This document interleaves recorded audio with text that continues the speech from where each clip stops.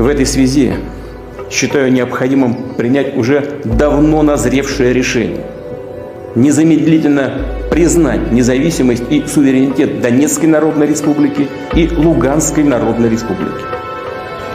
Прошу Федеральное собрание Российской Федерации поддержать это решение, а затем и ратифицировать договоры о дружбе и взаимопомощи с обеими республиками.